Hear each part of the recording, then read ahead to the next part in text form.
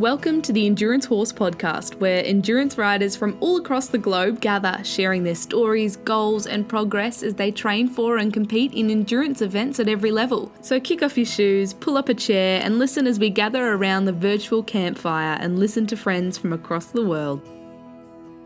Hello, and welcome to another episode of Endurance Horse Podcast. Today, we're honored to chat with Victoria Goss, one of the pioneers in equine rescue. Victoria founded the Last Chance Corral, one of Ohio's first formal equine rescues. Last Chance Corral is indeed one of the pioneering organizations in the state dedicated to rescuing, rehabilitating horses, and particularly nursemaid foals from the racing industry. Its founder, Victoria Goss, has been instrumental in establishing and shaping the equine rescue landscape in Ohio for 40 years. Today, we delve into Victoria's journey and the incredible work of Last Chance Corral in providing sanctuary and hope to the nursemaid foals. A side note, as incomprehensible as it is to me, I have gotten some pushback in helping a foal rescue. The controversy should never be around rescuing a foal. It should be around the reason the foals need rescuing in the first place. Maybe you will find your next endurance prospect waiting to be adopted at the Last Chance Corral in Athens, Ohio. Without further ado, I bring to you episode 62 of Endurance Horse Podcast. Welcome to the podcast, Victoria. Howdy. That was perfect. Good. Oh, what a day. Yeah, well, tomorrow morning we're going for the first foal. I'll be leaving out around dawn to go get the first 5. So that's kind of exciting. It's opening. And they're older babies. The season starts out with some older foals that were born before the demand for them. And then they get younger and younger as the season goes on. So I just had a few questions for you. Yeah, as long as they're not math. They are not math. Math is not my friend either. Oh, excellent. We're going to get along just fine. Well, thank you for having me. I'm honored to be in your presence. You've done a lot of great things for a lot of different organizations, and I'm fortunate enough to say that I am included in those numbers. Well, we were so happy to learn about Last Chance Corral and to find out some of the horses doing our War Horse Endurance Challenges were actually from Ohio, from your brood of babies that you get every year. And I know, it's amazing. It is amazing. And that we put out, that we would average 150 to 200 foals a year for almost 40 years now, maybe. Maybe it is 40 years. That's a lot of babies out there. You know, when a lot of things were shut down is when we started War Horse Endurance and the challenges. And I was out trail riding and they had been closing down our forests and we weren't even allowed to do that. And I ran into a rider and she said, "Come to my house, I have trails." And so I had hauled to her house one day and she starts telling me about her paint mare and how it came from your place. So it was shortly after talking to her, because we didn't do Valor the first year, we did it the second year. I had seen some things about Last Chance Corral, and then I met her baby that was one of your babies. So it was wow, that is a small world. Yeah. And where was that? What state? In Eagle, Wisconsin. And her name is Lynn, and she's an artist and a jeweler. So she... Okay, yeah, I remember. She made us some jewelry for a fundraiser. She's pretty talented, and she loves that horse. It's wonderful because, when I first initially found out about them, I ended up moving out here from New England I loved it. I first came to Athens when I was at school in Ithaca, New York, and met somebody from Athens, and I became close friends with a vet here. And when I found out about all these foals over the border in Kentucky that were just being killed or left to die, that I guess I felt responsible, like somebody's got to do something. Mm-hmm. And it's not a new practice. It's just that it wasn't ever exposed. And it's mostly, due to thoroughbred racing. Anybody can lease a nurse mare. If your backyard paint, didn't have milk, or she died, or she rejected the foal, you can hire a nurse mare. But when I speak to the nurse mare farmers, and it's a big business in Kentucky, 90 to 95% is what they say go to thoroughbreds because of how the breeding occurs. Do you want to know more about that? So I did have several questions in order, Okay. and you kind of started to touch on them, actually. So the first one was, when did you become passionate about rescuing horses in general? Because I know that while you're well known for these foals, you also deal with adult horses. Oh, yeah. So when did that first walk into your life?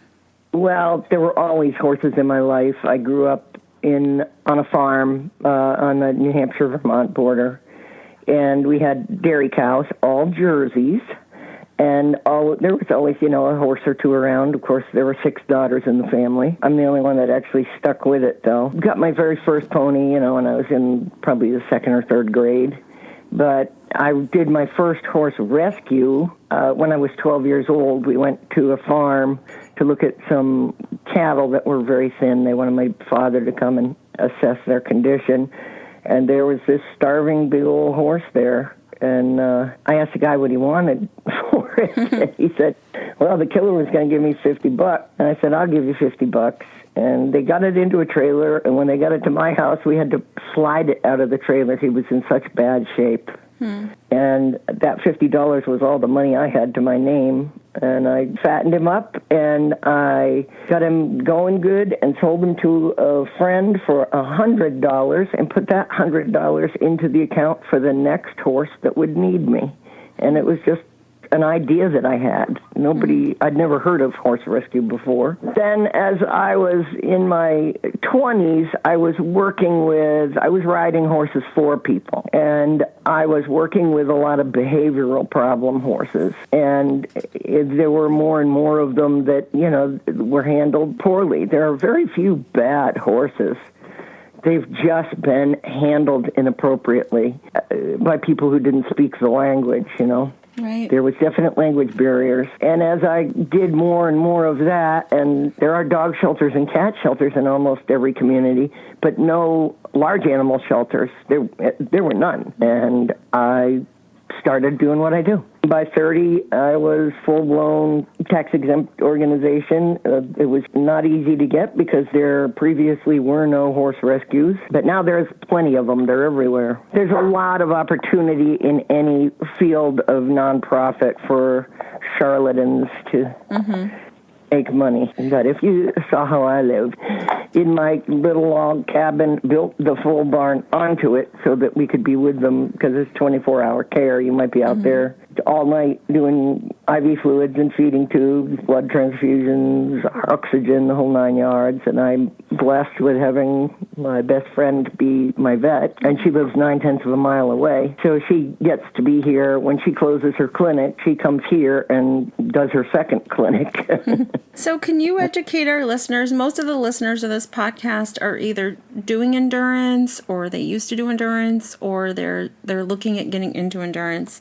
And they maybe, just like a lot of horse people have no experience or even heard of endurance, maybe our endurance riders haven't ever heard of what a nurse mare is. Can you tell us? Yeah, absolutely. This is how it goes. What drives this industry is thoroughbred breeding. A thoroughbred racehorse cannot race in this country unless it was conceived through live cover. The stallion and the mare have to get together physically. No shipping of semen, etc. A horse has an 11-month gestation, right? Right. Right. So, now, let's just call her Mrs. Racehorse. Her job is to put a racehorse baby on the ground every year. It's an 11-month gestation. By the time that foal is 2 and needs to become competitive, you can't have had it born later in the year. You want it born as close to January 1st as you can get, but it's got the advantage of all that extra growth, right? The mare has her foal, Mrs. Racehorse, Little Secretariat, and Little Secretariat is doing fine, but then his mother will, before she hits that foal, 9 days, she's got to go to the stallion, and the foal cannot go with her. They're not welcome. It's too dangerous, and they can't insure them on that trailer ride. So the foal needs somebody to take care of it, because by the time Mom, Mrs. Racehorse, gets back from being bred, her milk will have dried up, and they would prefer all her energy going into the production of next year's baby. Okay. So Little Secretariat needs somebody, and they hire a nurse mare. The nurse mare had its own baby, so it came into milk. That baby is considered a byproduct at that time. And historically, they were just, nobody wanted them because horses are very difficult to raise. And they're not just newborns. A lot of them are induced labor preemies. It's very difficult the first couple weeks with these guys. And I know people are going to be saying, but you can bring a mare into milk with hormones. It can be medically done if she's already had foals in the past. Well, that comes with its own set of problems, mainly that the human is going to have to do the process. You're going to have to give them the shots, and it's expensive compared to doing nothing. These mares have to come back. If they weren't bred before they were hired, they have to come back in foal. And they're going to some pretty damn fancy farms. Not everybody can afford a nurse mare. Find hiring 20 or 30 or 40. So they a lot of times are covered with, they will use some of the stallions that are learning their trade, and they'll practice on nurse mares. So we've had some pretty well-bred daddies. A lot of our foals have turned out to be champions in every field. The number one amateur eventer in the country last year was one of my foals that I raised until he was 4. So, but back to the subject, that's how they're only a byproduct. But when I started, there wasn't a lot of good information on, saving these things. And when I started, I was told by the vets, if I only lost 40%, I was doing really good. And our mortality rate stands today at 2.5, I think. Maybe some years 3. We don't lose very many, but I've become the thing that I'm famous for, and when I'm gone, I'll be remembered as the queen of diarrhea. It's the number one thing that kills them is the dehydration. Yeah.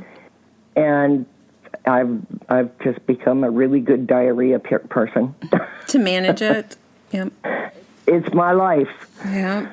Really funny. In the barn, we have descriptions, all these different, is it pudding poop? Is it like a milkshake? Is it like, so that we know what to, and I make my own special poop medicine from several other products, then it really works good. But we do have to, you've got to monitor them, and it's a lot of medicine. When they get adopted, they've got to go to homes that know what they're doing. They're not for beginners. You've got to have somebody who can look at a horse and see that there is something wrong. A lot of awareness and knowledge of the language, and a pretty good nutritional and medical background is also a big help. So I think this is on topic, but maybe slightly off topic. Am I wrong in asking that if the Jockey Club just allowed artificial coverage like every other breed, that this would dry up? Totally on topic, because it's pretty much one of the 3 factors, but the biggest one that pushes the other ones. You're going to take, if you can take and collect from a stallion and create 20 or 100 or 200 ampules, it takes away the exclusivity. And when you look at a horse like Stormcat, who at one point was making $500,000 a pop, and it took him 28 seconds to do the deed. There's a book that was written called The Most Expensive 30 Seconds in Sports about racehorse breeding. It's a really good book. But Stormcat, he was one of a few, and then after a certain amount of time, he dropped down to 300,000, and I think he may have even passed now. But if you can divide that semen up and send it, you're going to drive the price down. And anything bad that happens with animals because of human intervention in a negative way is all because of money. And if you can make $500,000 a shot with your stallion, you're not going to spread that around and make it, $20,000. But I'm just thinking from a business perspective here. If you only did limited offerings, I mean, these are all businessmen. They should be able to come up with a better way, like saying, we stand to a limited book, even though it's AI. We only offer 50 or 100 per year. And then, I mean, let's just say you said Secretariat. So if the racing industry, it seems like they're missing opportunity, because what if there were still... It's a slippery slope. Yeah. Then, what if somebody, you have to do all the blood work? I mean, there's a lot of reasons why they wouldn't. There are, in my opinion, more reasons why they would, but I can't speak to that mentality because I'm not in that business. Right. And I can make observations. It's just me thinking out loud that... let's say they did own a Secretariat and they did collect and they only offered 100 bookings per year. And then that horse did pass. And they had frozen semen and every other... you can bet they've got frozen semen on all the great horses. So, Barbaro, they collected off of him and froze a bunch. But if they can't use it yet. So to me, it just seems like it would be a step into the modern world to go ahead and do AI, because, we've registered horses, say Tricaners, we've registered them, and you have to pull DNA off the horse to find the parentage. And it would seem that they would do that, but you're addressing kind of an old boys club in Kentucky. Right. I can't say why they do things the way they do. It doesn't make sense. Sure. A lot of the bad things that happen to animals, I don't think are based in black-heartedness. They're based in a form of ignorance. Whether it's generational ignorance, the way that they are working down in Kentucky is maybe they do things the way it's always been done. Yes. To educate people. And educating human is very difficult, especially if they've got their mind set against it. It takes a lot of the experiences one-on-one that I've had with people to educate them to what's really happening. No.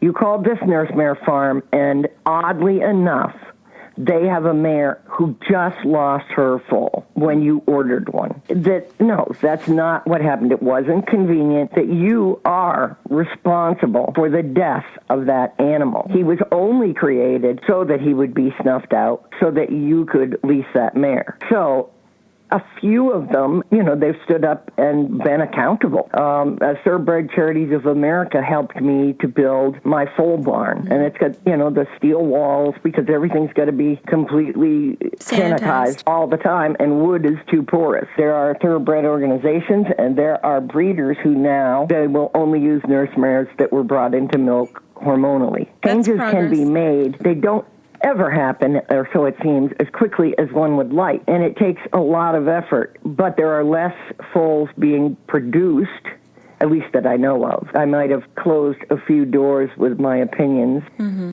But the farms that I work with, I'm working with this one farm in particular that I've worked with, and they're where I got my very first nurse mare foal, and they are kind. They take it personally when they lose a foal, and so it's easier to work with them. There are inroads being made, and change comes about slowly. And I would think it's really important to preserve that relationship. Just saying, that would be a hard relationship to build.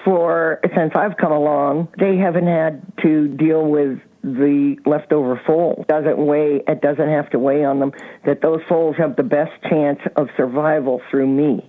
And let's just be clear, you're not enabling them. It's not like you're enabling them. This would go on with or without you.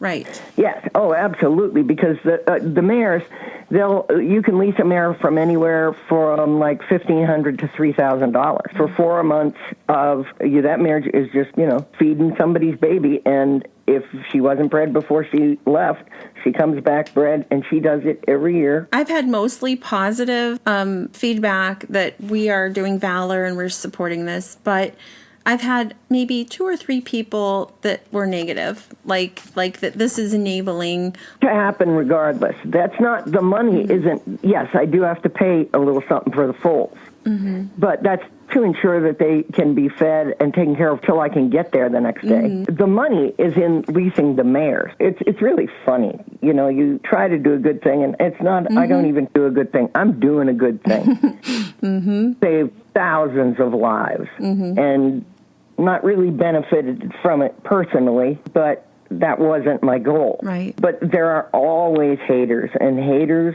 are going to hate. There are people who maybe aren't doing enough in their life that they have time to harass do-gooders. It just happens. I think we're all honor-bound to do something good with our lives. That's one of the basic premises that I live by. That and the old Vermont state motto, which was, hold fast to your dream, but temper your ideals with reality. And in rescue, you have to do that. You can't just take in everything. You can only take in what you can physically, emotionally, and financially take care of. And I see a lot of people that end up with too many horses, too many dogs, too many cats. It can happen. Yeah. So, it does. And yeah, there's a lot of flack out there, but I try not to let it bother me too much. You can't. This was a question I was going to ask later, but it kind of fits now. Because this is an international podcast, it's heavily in the Midwest, but also we have a pretty good base in Australia and Canada and some in New Zealand. And so I've been wanting to ask you, so let's just say in Australia, I didn't even know this, but one of our participants and listeners, the harness racing is a huge thing over there. So standard breds, she works at a standard bred rescue. Does the standard bred industry use nurse mare foals, to your knowledge? They do. Not nearly to the extent of the thoroughbred industry, but yeah. So it is possible. You know, I'm a little seed planter, spark starter over here. But if somebody's listening from there and they think that what you're doing at the Last Chance Corral touches their heart, and maybe somebody already is doing something over there, I have no idea. Start something like what you're doing here in Australia. If, let's just say, that hypothetical situation happens, could they call you and say, I want to repeat this in Australia? Call me from all over the world in regard to their sick foals, and a lot of people come here with their sick foals because they're people that can't afford, or their vet just really doesn't know a whole lot about orphaned foals that they've got, that the mare died, etc. So they're calling me for advice, and I would love to help anybody with, if there's something in my brain, which isn't that big, that could help anybody, they're more than welcome to pick through. And call for help. Oh, that's awesome. So, Victoria, any day now, which now we know is tomorrow, you're going to be inundated with the first foals. So what does that look like for you when you go try to get those foals stable? I know these ones you said are a little earlier, so maybe they won't be as tricky as the ones you're going to get in a month from now. They're healthier. They've been on their mothers for 2 months. Okay. So they're essentially weanlings. They're not. It's the ones that are just hours old and days old that are or induced preemies. So we talked about that before we started the podcast this today. But so just kind of explain that here we are in February. The nurse mares weren't quite needed yet. So these foals got their mom's first milk. They've been there for 2 months. They're not going to be as fragile, these first 5. Not at all. It's the ones that don't get any milk that are they're like AIDS victims. It's awful. Everything hits them. But in the beginning, you'll get foals that were born before the breeding sheds. The breeding sheds open officially on Valentine's Day. That's the day we're opening Valor, and I didn't know that. Yeah. I didn't even know that. Wow. Okay. And there are some that do breed before that. But so the foals that are already on the ground, they've had a nice start with their mums. They're easier to handle medically, but they're so strong and big, and they've never been touched. And they're emotional. And they're very emotional because they were really attached, So it's a different set of hardships that they're going through, and they're a little harder to halter train, of course, because they're much bigger and stronger. And so those foals are not the bulk of what you're going to carry, because we get a few older ones in the beginning, and then at the very end of in July and August. But the bulk of them are just. I mean, I've picked up foals that were wet. They were just born, and. So do they even get their first milk? Usually, yes. And if nothing else, they will take a syringe and put 100 cc's of colostrum into them, and that should do the trick. Legally, they are entitled to the same rights as a veal calf, and that's a full-term pregnancy and 24 hours with the mother. And they are at that point considered of a viable life. But there are a lot of people that monitor the veal calf industry because it's an industry, right? They don't want, calves that, but there've never been policing of how the activities are conducted, because nobody wanted these foals, because most of them just would die. Now, there's so much in the past 30 years, so much enhancement of the products that are available for milk and knowledge and nutrition and medicine, that we can pull most of them through. After Valentine's Day, the foals are going to be getting younger and younger that you deal with, and so you usually deal with 150 to 200 foals a year. So these first 5, they're going to be big, they're going to be established, but the ones after that are going to be more fragile. So can you just paint a picture? I know you can because you're an artist, but can you just paint a picture for us that says what this is going to look like soon for you? Like you mentioned, the IV fluids and the diarrhea and staying up all night. Yeah, diarrhea is omnipresent. And because they don't have their mothers and the need to nurse, they nurse on everything. They nurse on the side of a bucket, they'll nurse on a wall, and yes, they'll nurse on each other, and they will ingest things they're not supposed to ingest, and there's stress, the stress of it, and of course the stress is going to make them want to nurse more. I mean, it's amazing the stress they're under, and they develop ulcers, and it's just a huge, constantly battling. When you separate the sick ones from the healthy ones, and you're constantly bathing them and cleaning up the messes, the diarrhea. Shavings are as my second biggest expense. Keeping that place as clean as it can be is a 24-hour-a-day job.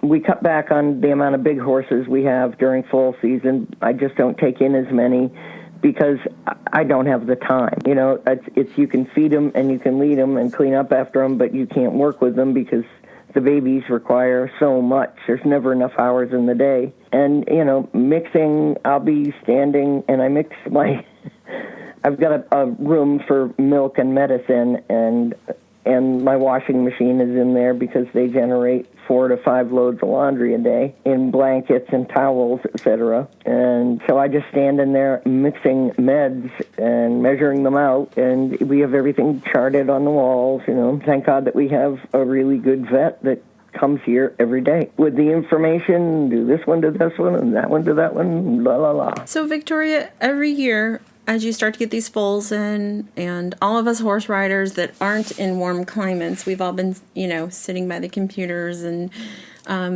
hoping for warm weather. And pretty soon on Facebook and shared around there, we're going to start seeing the photos and the videos and the stories that your volunteers put up.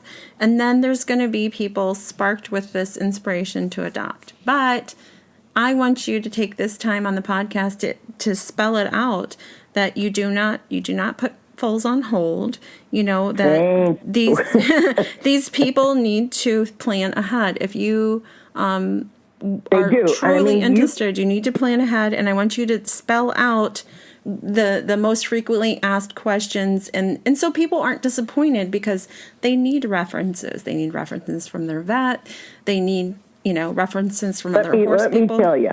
Okay. I'm glad you brought this up, because it is the biggest threat in my life is my telephone, because people, instead of doing the thing I'm about to tell you, okay, they call me and they want me to recite all this information to them, and Takes about 45 minutes. And if I get 50 to 60 phone calls like that a day, how do I take care of these foals? What we ask people to do is to go to our website, lastchancecorral.org. And believe me, if they get sparked into wanting to adopt and they've got the appropriate facility and everything, you can do that. But they need to go to lastchancecorral.org, and they need to read and actually read. And it's so much information that it really is difficult for it to come up on a phone, it turns out, to a real computer screen or a laptop or something. I understand, yeah. Need to read our requirements and our policies and the frequently asked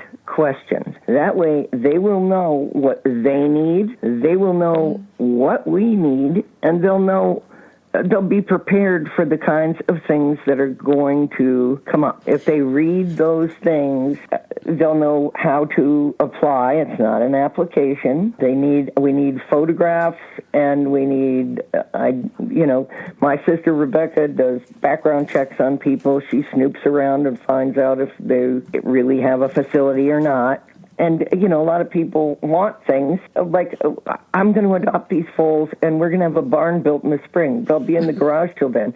No. You've got to have knowledge. You've got to have a veterinarian and a farrier that will vouch for you. And we've got to be able to Google you and find your facility or your home. And it's really nice that you can do that. And because a lot of people lie. Mm-hmm.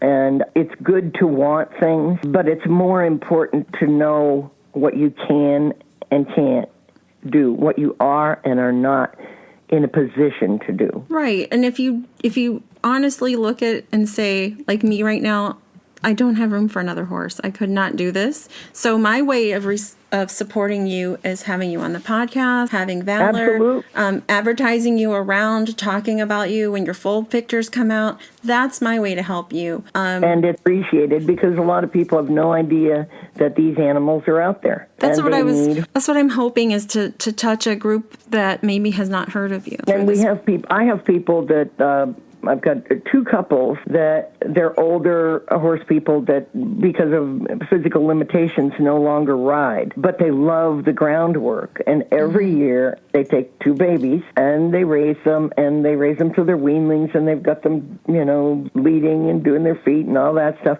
And then they adopt them out using our standards to some 4-H kids. And that way they get to do what they love, and they get to help these foals move on to the next home, to the right home.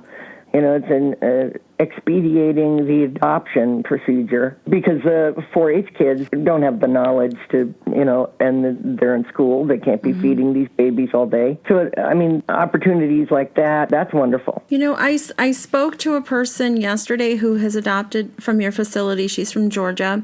And she was flying back from Hawaii, so she couldn't talk to me yesterday. But I'm going to record her today of what her experience has been. And I'm glad you mentioned this couple because her and I talked, and that kind of is maybe her role too. That because she prefers an established broke horse, but she does love raising the foals. And so I would put that forth as an idea to somebody who maybe has spare room.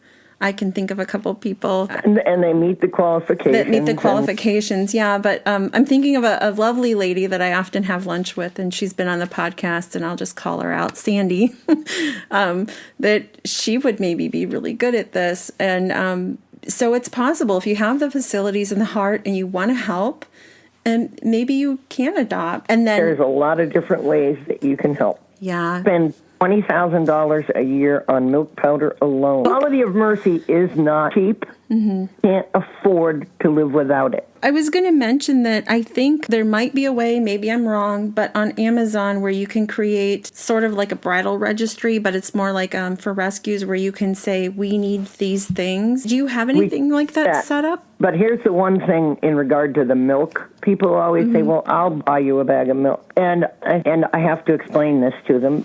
I buy it by the ton. Mm-hmm. Cheaper. If I buy it by the ton, instead of paying $150 or $160 for a bag, get it for $103. 102. So to get more bang for the buck, For sure. buying in bulk. You see what I mean? It's like you save 100%. half a Yep. bag by buying it by the ton instead of one bag at a time. I couldn't afford it. Same with shavings. If I buy them in bulk, I get a discount. So you do have a wish list on your website? Yeah. Okay. I think it might be on the Facebook. I'm not sure. Okay. Sounds good. Paint me the picture of what a successful adopter would have. They would have just They would have, first of all, they've got to have horses on their property. already. Yes. Because they're going to teach these babies to be horses. We adopt them out, the younger ones, in pairs because they need somebody to be with. They cuddle up out there. I mean, it looks like a litter of puppies. They're all over each other in a bundle. They need that support or they're going to get depressed, and the stress of that, they're going to get sick. They won't eat. But if you put these little ones in with an older one, they are going to try and nurse until that animal hurts them. So they have their buddy, and they are, each other's companion. They're going to have an adequate facility, and this is outlined on the website, with proper fencing, no electric wire, no barbed wire, no high tensile, because these babies are reckless. When they're older, they can go in a high tensile, etc. But they need a shelter and a corral where they can be by themselves for the first 2 or 3 months. And then you'll introduce them, once that need to suckle goes away, then you introduce them to the other. And in the meantime, you play with them, and you can separate them and halter break them. And, there are lots of things they can do, but they do need that companionship of a buddy. And if they've got an appropriate facility, they've got a vet and a farrier that will write. I don't care if the vet wants to write a book about you, that's fine. But all I really care about are 2 questions answered. What is the level of care that these people provide for their horses? And number 2, would that vet or farrier recommend these people and their facility for raising orphan foals? That's all I need to know. And they need to send photographs, and when they read through the material, if you show up with a really bad hair, there's actually a quote of mine in there. If I can't go in your trailer with a sledgehammer and hit the floor, don't bring it here. And it's got to be enclosed. You can't have half doors in the back because you can't tie them, and they're going to jump out. So you need to have, it's all common sense. It really is. Just horse sense. And horse sense is one of the things that I like to highlight about the experience of raising these foals. You never have had, and you will never again have, the kind of communication that you develop with the foals that you raise. If you think about it in your life, there's one person who can drop you with a look, and that's your mother. When she shoots you that look, in trouble. And you become their mother. And it just becomes inherent, the language that you have with this animal. It's like across the board, everybody that comes and shows me pictures says the same thing. I never had a horse I didn't have to train. It's like he can hear me think.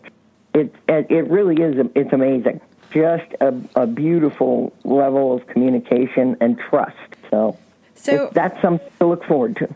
Well, that's beautifully said. So we'll start to wrap it up here. I know your time is valuable.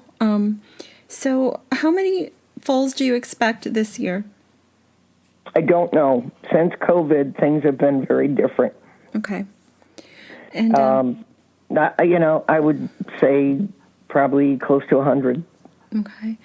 What can listeners do? We already touched on this a little bit, but just as we're wrapping things up here, what could listeners do to support Last Chance Corral if they can't adopt don't feel equipped to adopt, can they go directly to Last Chance Corral? Is it .com or .org? .org. .org. So lastchancecorral.org, and I believe you have a PayPal link where they could donate directly to you? If you're not in a position to actually adopt, any donation is welcome, because, these foals, by the time we stabilize them and get them ready and out the door, we've got around $1,000 a piece in them. Mm-hmm. It's and we adopt them out for just $200-300, mm-hmm. because, and then that person's going to invest a lot in their milk. It's not cheap, like I said, but we can't afford to just let them die. If you want, you can make any donation, or you could sponsor a foal, and for $250, you buy the life of a foal. And when that foal is ready and leaves here and gets adopted, that money goes back in and buys the next life of a foal, so on and so forth, and you can make a difference. Thank you so much. Thank you for your time. I know it's valuable, and we wish you the best with these foals you're picking up tomorrow, and we'll be watching for the photos. Yeah. And keep doing what you're doing. A lot of people use, gated horses? Some do, yeah. They have Passos, they have Tennessee Walkers. Because we do have a lot of gated babies coming in. And they also use mules. And I did see. And we will have some mules. Those are really sought after for some reason. If you're a mule person, you love them. There are some very competitive mules in endurance riding. Yep. I should think there would be. Mm-hmm. Yeah. There are some rugged animals.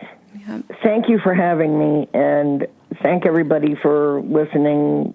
And I hope I was able to convey some solid thoughts about this, and maybe you would like to raise your own foals and your new best friends.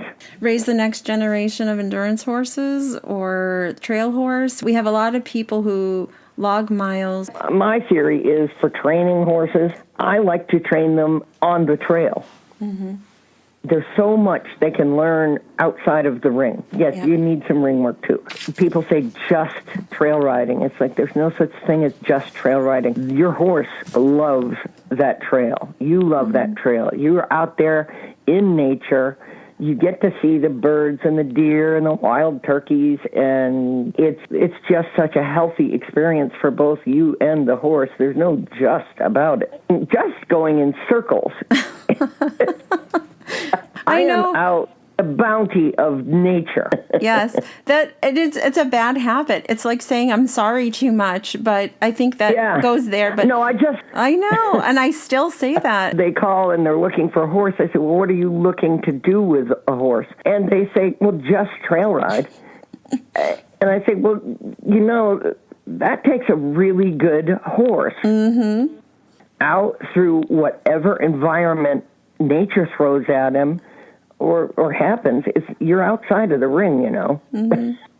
So this is a reminder to Chris, myself, and this is a reminder to all of you that trail ride, there is no just to it, because truthfully, that's where my mind goes when I'm daydreaming about something, when I'm working or something, where I'd rather be.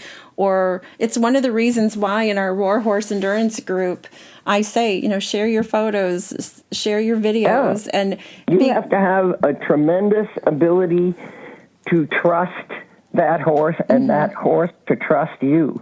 Mm-hmm. Because you can get in some hairy situations out there. You can. That you didn't anticipate. You sure just can. Happened. And you can get into some serious beauty out there. And I feel like that is my church out there. That's where I feel close to God. I don't necessarily feel close by going to a congregation. I feel closer out there with fewer distractions other than the sky and the flowers and the grass and the beauty and the wildlife. That's where I go to center myself. And there is no just to it. It is. Nope, there's no just. That is the true Zen. Well, my friend, it's been so good to talk to you. I always love talking to you. And all your supporters for supporting us and the babies that you saved last year. You know, thank you. That you can to bed at night and you'll sleep good, whatever, but that you helped pull some babies from certain deaths, and that now they are somebody's best friend. And by next year, you might run into them on the trail, and you might never know that they were a Last Chance Corral horse. Yeah, that's so true. And thank you for the bracelet you made for me. And that made my day, and the way you decorated. And it doesn't bother you. I like good to come out of it. Mm-hmm. And so I braid hat bands and bracelets and necklaces and things from the long horsehair. And I get to see my friends that, time made a burden of years and they slipped away. Part of them is still with me. We lost a horse to EPM, and it was so quick and it was so devastating. And I could not, I wish I would have, but I could not bring myself to cut his tail. And so when you decorated that envelope and sent that to me, and that's what was in there, it brought tears to me because I wasn't able to do that for Houdini. So it meant a lot to me, and it meant to me, instead of having that tail hair from him to remind me of the last day I was with him, I have your bracelet that you sent me from tail hair. Those are from horses that I have had to assist on their journey off this planet, and we call ourselves horse people, horsewomen, horsemen. We've taken the trappings of our lives from that relationship. People decorate their homes with horse stuff, and they dress like horse people. You know what I'm saying? Mm-hmm. And I think that we all, as a group of people, but as individuals, owe horses something. They've done so much for us and given us so much of themselves that to take in a horse in need, like once a year, not even a horse that you intend to keep, but call a shelter and sponsor a horse, help a horse, bring it home for a few months, fatten it up, and help it then find its way to a home. We owe them that much. To do something just for a horse, not because it's your horse. Just help that horse. You want to make sure that they've got a warm, safe place to sleep and good food to eat. And somebody who cares. Yep. Absolutely. And I know that the tail bracelet you made me was from a horse who was let loose from the bonds of this earth, but it reminds me of the foals that you're saving. When I Absolutely. see it, it reminds me of the future. It reminds me of the foals you're saving now, this year, that aren't even born. It reminds me of the ones that you've already done and that you're doing in the future, and that we are honored to have partnered with you. So thank you. That's the art of it. Mm-hmm. That's the art of it, and that's what art does. And when you create something out of precious ingredients as precious as a fallen comrade's hair, that's for the future, that's for the past, and it's in the present. And that's how I see it. What color was yours? Chestnut, which I have a herd of mostly chestnuts. Mm-hmm. Yeah, that's probably from my Lucky. He was a prince. Yeah. He was kind of a he's an but see, you had to go say that. You had to go there. But yeah, that was the Appaloosa that we. You know what? I used to tell people. I mean, he was just so clever and ornery, and I loved it. I love a little challenge, and I'd say, yeah, he might be but he's mine. and you know what? Houdini that passed away, he was just the ultimate jokester, prankster, get into things. He had this thing about him, and he had so many traits that I don't know. I'm sure this won't make it into the podcast, but the day that we let him go, he whinnied a whinny I had never heard. He was already down, and my husband said this to me, and I felt what Jim said to me was, you would have swore if you could have seen what he saw. I swear he saw heaven open, because he looked like he was so excited and he whinnied, and he was looking somewhere when he let go.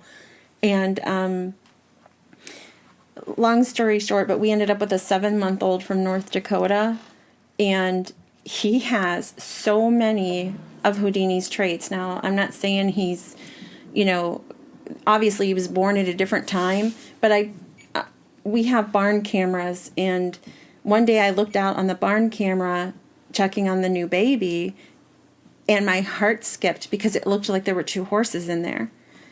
And I panicked. I'm like, there's 2 horses. I wish I would have screenshotted it. But what it was, that time of day, the light was hitting Joey, the new colt, and it was casting a perfect outline of a shadow on the opposite stall wall. It looked like there were 2 horses in there. And so I've told Jim, I said, I think that Houdini has visited him and said, hey, do these things so that she knows that, I've sent you here, because he does do some of the exact same things. And he was what I would say was my spirit horse. He was the only horse I've ever had who he would come up to me and he would put his nose on my cheek and stare me down in the eye. He would just stare at me. And it's like we all like to stare in our horse's eyes.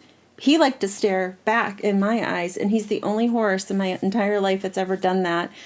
He seemed to be able to connect with me and just really be there for me. He's also the one that he could sit for whatever amount of time and you could saddle him, and he might have a little squeal or one little complaint buck in him, but you could take him anywhere. You could ask him to go anywhere. He was amazing, and I'm hoping Joey turns out to be that way. Joey seems to be very smart and very naughty. He's very naughty. There you go. Yeah. We love our naughty horses. Yeah, those are usually your lifetime memory horses, the ones that give you grief. So we'll see where we'll see where he ends up. Well, thank you, my dear. I know that you have a lot to do and you have a big day. Thank you, Victoria, for everything that you do for these foals and for letting us be part of it. It's an honor.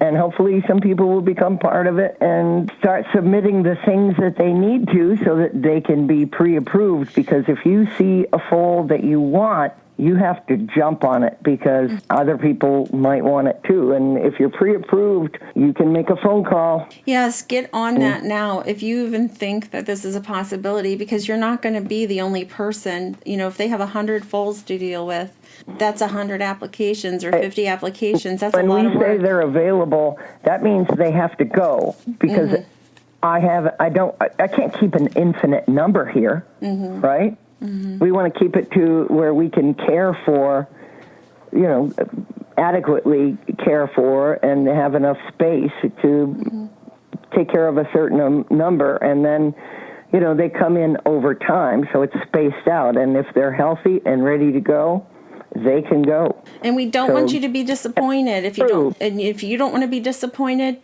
do your references and your paperwork now, because if that perfect heart horse shows up available and somebody else has their stuff done, they're the ones getting that baby. So that's right. It is important to become pre-approved. Be proactive. Don't get approved when you've already seen that Appaloosa or paint that you wanted so bad, because it'll be gone by the time you go through the process. Although I had one woman approved in 5 minutes. Her vet farrier just happened to be at home, and we're able to, send off a email, and she did. But and another part that's funny is that people are sure they are in love with one foal. They're sure that's the one, and the photo just spoke to them. But then when they get here, some other little foal picks them out and steals their heart. To be in that room with all those babies around you it's amazing.